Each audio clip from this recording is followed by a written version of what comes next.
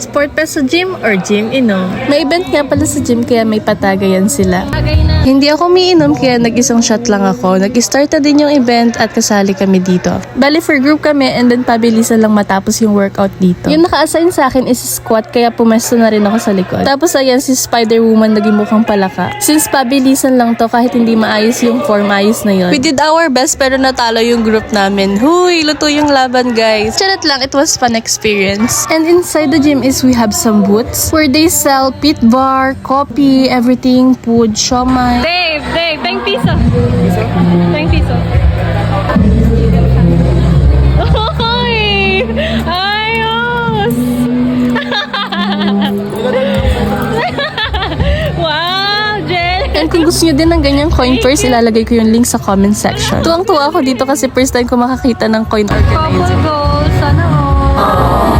And after event is nagbuhat pa rin ako. So habang nagre-rest ako is napunta ako dito sa side na to. Rest after set. O diba hilo? So habang nagpa-party yung iba talaga bumubuhat pa din. Focus sa goal. At dahil hindi ako umiinom, nagpatagay na lang ako. Kasi sabi nila para hindi ka malasing. Ganun daw yung technique maging tanggera ka. At ito naman kaibigan kong oso, G lang ng G.